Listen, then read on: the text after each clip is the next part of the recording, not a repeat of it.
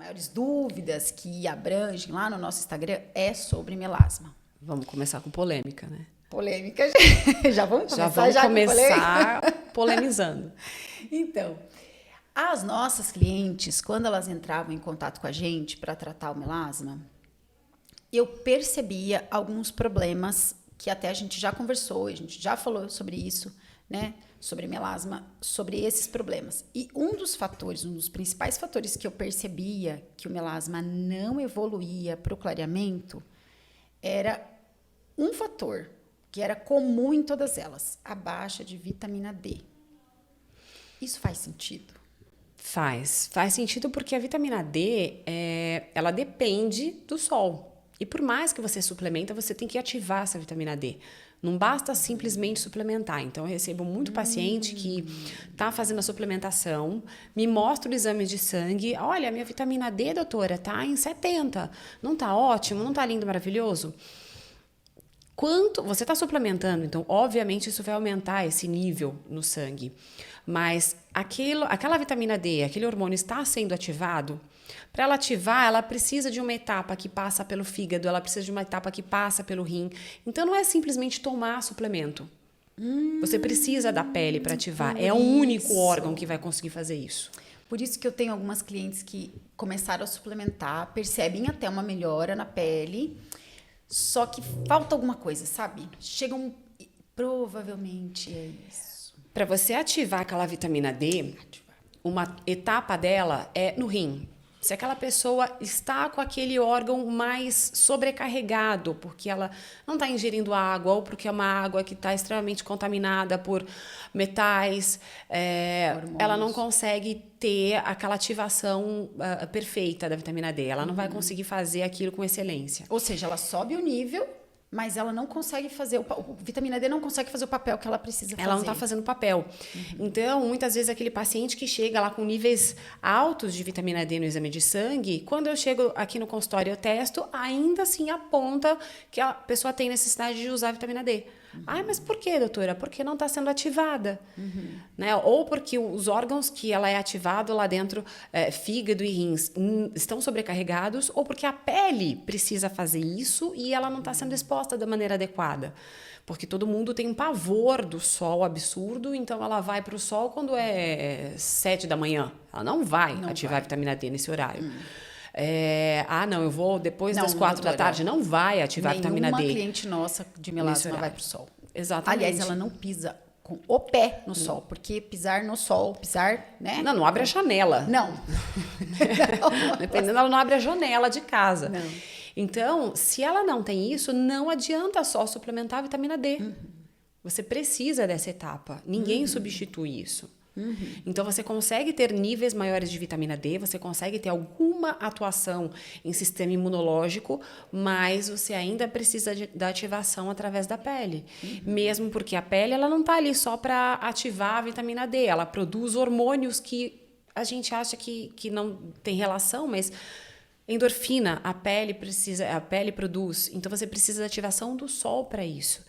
E tem artigos científicos que mostram que taxas maiores de depressão acontecem em países nórdicos, porque a incidência do sol é menor e você precisa dessa ativação, a pessoa não tem essa exposição. Então, imagina que a gente mora num país tropical e as pessoas não querem se expor. Ou se expõem de uma maneira errada. O calor também é importante, né? É importante. O calor do infravermelho, né, dos raios, de todos os comprimentos de onda do sol, Sim, né? Todos eles são importantes. Também tem tem estudo que mostra que a termografia, que mede essa temperatura, você consegue determinar algumas patologias por conta dessa termografia. Então, pacientes com doenças mais inflamatórias, com doenças autoimunes, a temperatura média daquele corpo é menor. Pacientes com índice de depressão também têm uma temperatura menor. E pacientes cuja termografia mostra uma temperatura maior e homogênea, de uma maneira homogênea, tem uma saúde melhor. Eu tenho a impressão, às vezes, que as pessoas falam da pele como se ela fosse uma coisa separada do resto, sabe? Você já teve essa sensação assim de... É assim, na medicina é assim, né? A gente segmentou as áreas. Ah, mas a pele ela não tem nada a ver com a parte ginecológica. Ah, mas a pele ela não tem nada a ver com a parte digestiva. Mas, na verdade, a gente está totalmente integrado. E aí, esse movimento na medicina, ele foi acontecendo, a gente foi desintegrando, né? Separando os órgãos, os sistemas, mas agora a gente está vendo que a gente precisa voltar, né? Fazer essa convergência de novo. Porque a pele ela não está ali isolada, ela depende das outras coisas. Então, não tem como a gente pensar só na pele se a gente não olhar para esse indivíduo e perceber que, poxa, seu intestino não está bem, sua digestão não está bem, então não tem como essa pele se livrar da acne só passando remédio. Você sabe que eu aprendi com você, né? Essa questão de que tudo que na pele aparece é o sinal de que alguma coisa não está bem. O teu corpo está te dando esse sinal. Então, se você tem uma acne numa época que você não é mais uma adolescente, né? Pele madura. O que mais eu vejo? Acne em pele madura. Problemas de melasma também, né? Que são as manchas. Eu lembro que eu aprendi com você sobre a medicina chinesa também, onde essas manchas aparecem, né? Os pontos onde essas manchas aparecem dizem muito sobre que órgão ou da onde está vindo esse sinal. Eu aprendi também com você. A gente percebe também, porque na formação convencional ninguém te explica isso. Mas quando você vai para a prática clínica, aí você percebe que, olha, tem paciente que responde super bem com aquele tratamento, tem paciente que não responde e paciente que piora. E aí você começa a perceber, poxa, mas não é uma receita de bolo, né? Todo mundo tem que fazer desse jeito. E aí você percebe que, bom, aquele paciente ele não está respondendo porque ele tem outros fatores. E enquanto você não atuar naqueles fatores, ele não consegue ter uma resposta ótima. E tudo que você não quer é entrar com medicações, por exemplo, que vão deprimir mais a imunidade dele. Então, por exemplo, chegam pacientes para mim, doutora, eu tenho uma psoríase, eu tenho uma artrite reumatoide com a psoríase, eu tenho uma dermatite... seborreica, e às vezes a pessoa está num nível de imunossupressão tão grande, e aí você olha na literatura, eu tenho que passar um remédio que deprime ainda mais a imunidade dela, por exemplo, um corticoide. Aonde que a gente vai chegar com isso? Né? Aonde que eu vou chegar se eu for cada vez mais... Tudo bem que está descrito em literatura que aquele é o tratamento, mas aonde eu vou chegar com essa pessoa?